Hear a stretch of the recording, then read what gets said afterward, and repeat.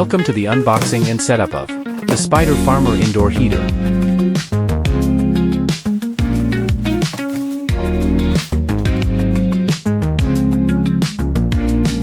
Step 1.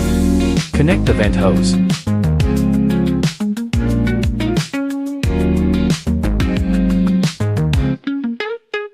Step 2.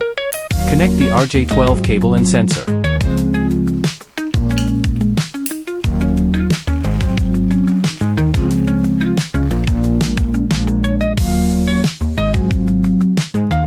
Step 3.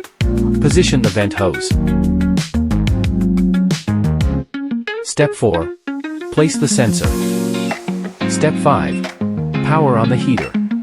It features an intelligent temperature control system, with 10 adjustable settings to meet your plant's needs.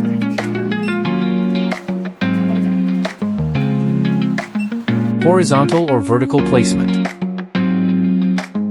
Plus the cord wrapping design keeps things neat when not in use.